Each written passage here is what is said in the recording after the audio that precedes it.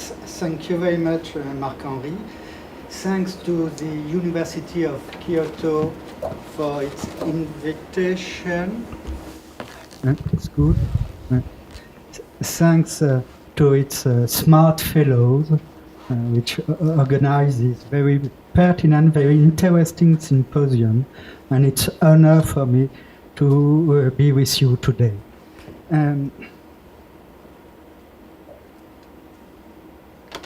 Here is the United Nations Agenda for the Sustainable Development.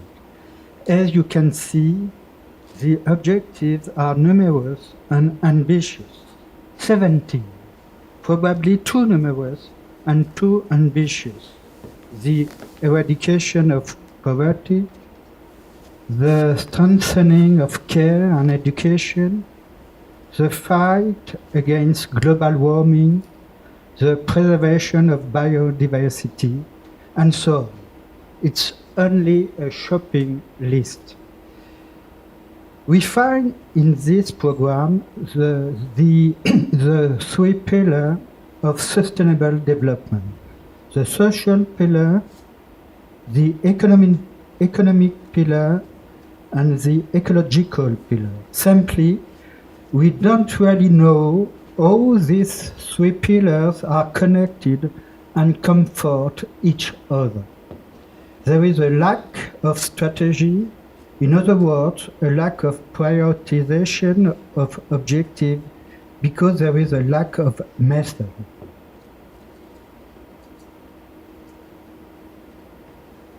I will tell you a story for children, a story from Czechoslovakia, the story of the Caye, 100 times as good.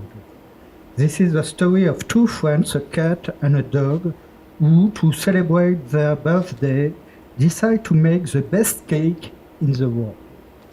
And how to make the best cake when you don't have a cooking recipe, when you don't really know what to do?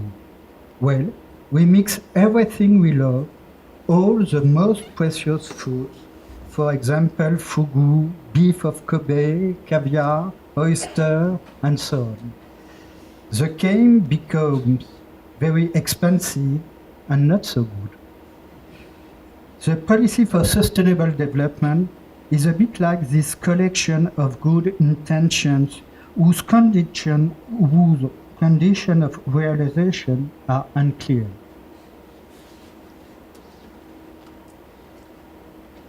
We need method. And the first question of method is to distinguish clearly the sustainable development from ecology, whereas people tend to confuse them. This difference is not obvious.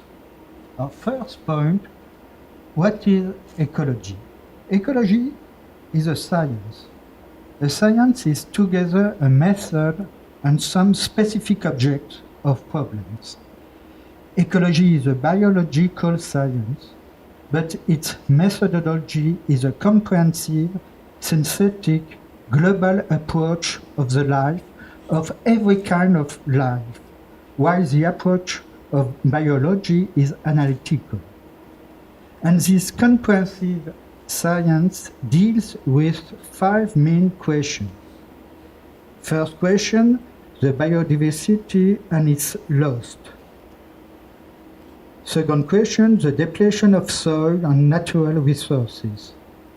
Third, the soil, air, and water toxication.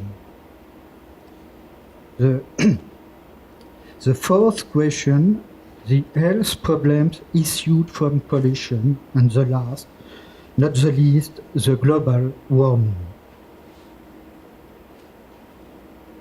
Sustainable development, for its part, is not ecology stricto sensu. It doesn't deal directly with these 5 great problems, but it treats the factors of production, capital, labor, technology, as these are subjected to the constraint of the ecological problems, and it treats them by making the production not the cause of these problems, but one of the keys to their resolution. Sustainable development as such is not a question of biologists, botanists, geologists, or geographer, oceanographer, but is essentially a matter for the economist. In the French expression, développement durable or long-lasting development, we must take seriously the notion of durable, of duration of time, the question of long term, of the duration and its building. Reflecting on sustainable development led us to wonder what is the time test capital, the time test labor, and the time test technology. In other words, the capital, the labor, and the technology under the guise of time. Or also, what is time doing to capital, to labor, to technology? We must think the long-lasting development from the sense of time, and from the time building, and not from the material processing, nor from the evolution of social and economic trends, with, for result, the transformation of the production system. So, time, for example, transforms capital in heritage of patrimony. Time transforms the labor in maintenance. Time transforms technology in art of boundaries. Today, it is the time and the duration and not the matter which is revolutionary. I begin the first point. Time transforms capital in heritage of patrimony. For the banker, patrimony is the same thing than the capital. Simply, one is a term, the capital, used by the economic science, the other, the patrimony, by legal science. One, capital, is linked to the short term, while the other implies a little more a long-term idea. The capital has for purpose its own increase, while the patrimony is first, for using the words of the jurist and not of the economist, I quote the jurist, I quote the legal theory, capital assigned to a mission. That this mission is simply the maintenance and preservation of the life of its holder. It is the banker patrimony, the private patrimony, the capital, or else fulfills a public service mission, like public domain or public goods, or in last seeks its full transmission to the whole of humanity because of its intrinsic value, what defines the common heritage of humanity. Patrimony of the banker, public domain or common heritage of humanity, it is each time the same legal notion that is at work. In short, heritage or patrimony, whatever it may be, it's an institutionalized capital, an institutionalization that puts capital in the service of projects that can be prolonged in the long term. Second point, what is the time doing to the labor? Usually, when we talk about labor, we talk about productive labor. In any case, employment and paid work. But work is also a whole series of daily activities that are unpaid, activities without job, but also without which life would become unbearable. Cooking, raising children, but also praying, spiritual exercise, and so on. This kind of work is fundamental. It ensures the preservation of life and even better, its transmission. This is not directly the productive part of life, but this part is the condition of the reproduction of life from which man is able to produce. The ethic of care shows that the therapeutic treatment is improved by the intention and benevolence that the care staff provides to the patient. John Toronto, an important scholar in gender studies, shows in her book Moral Boundaries a political argument for an ethic of care, shows that the Industrial Revolution has increased the role of productive labor at the expense of conservation and transmission work, so that it has been accompanied, at least in the West, by the devaluation of the role of the women. This point is very important for a big reason. People think that the multiplication of robots, the automation of production will lead to unemployment. I don't think so. Quite the contrary. Indeed, the more productive tasks are automated, the more we need to ensure the conservation, reproduction, and transmission of the condition of life for guaranteeing the maintenance of the productive system. That's why I'm talking about duplication of work. Every productive task must be accompanied by a reproductive and conservative task. In France, there is a legal theory called the theory of compensation, according to which the real estate developer must finance in compensation landscape conservation operation in proportion to what his real estate program has destroyed. So there is effectively duplication of work. Duplication means here two things. There is twice as much work, but also the work reflects on itself.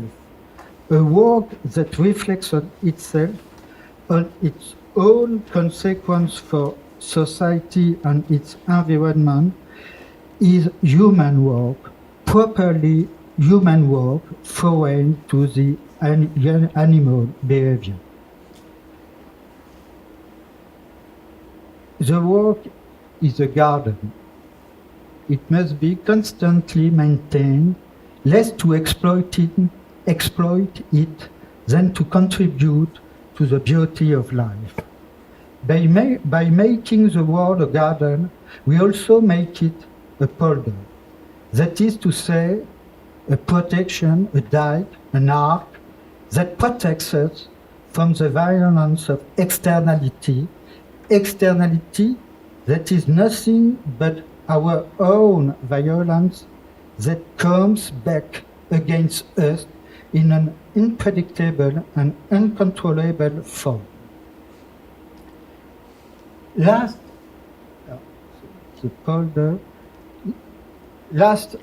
point, technique or technology in gas of time. The technique involves exactly the same kind of problem as the labor. When we talk about work, we think exclusively about productive work. In the same way, when we talk about technique, we mainly have in mind the productive techniques, properly said, the technology. Yet, when we read and when we write, we realize that the know-how that we implement on this occasion goes far beyond the simple productive framework to concern a much deeper and much interior relationship to our way of living in the world. We call that without reading and without writing, we will remain an hunter-gatherer society. Before being productive, the technical knowledge, according to the famous French paleontologist André Leroi-Gourhan, constitute, I quote, the protective cover which man managed all around him, or a kind of membrane which filters the relation of man between his interiority and his exteriority, between his power of living and the world. That this cover takes today the form of this waste for production, that man feels the need to increase his technical prostheses in order to protect himself, shows that his fear of the exteriority have not decreased since the Savage Ages and the invention of fire. There is a definition of the technique given to us by a very old philosopher, one of the last great ancient philosophers, a Neoplatonic philosopher of the end of the ancient world, Proclus. Neoplatonism is a philosophy of production. I mean, a philosophy who defines itself as production, deployment, diffusion, and dispensation of being. But it's also a philosophy that is aware that any production, any diffusion of being is likely to be paid at the cost of exhaustion, dispersion, and disappearance, that Greeks call skedasis.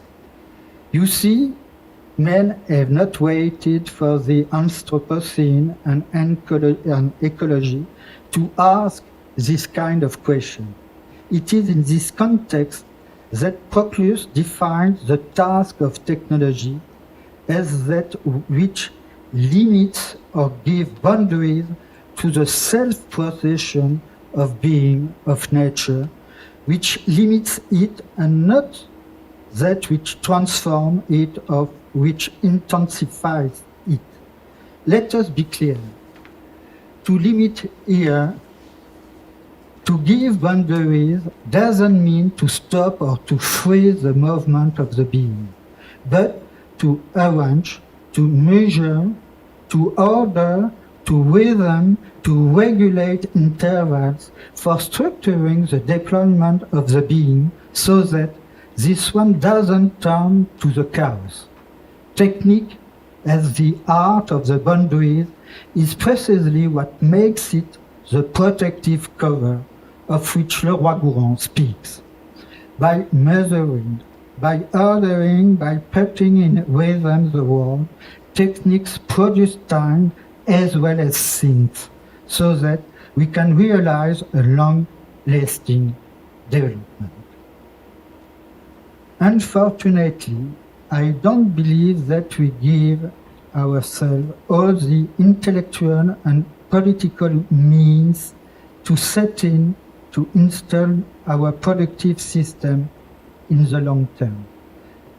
And for me, it's again an epistemological question. Indeed, the real problem is not the scientific and technological progress, but the inadequacy of the recent trends of the social and political sciences for the sustainable development.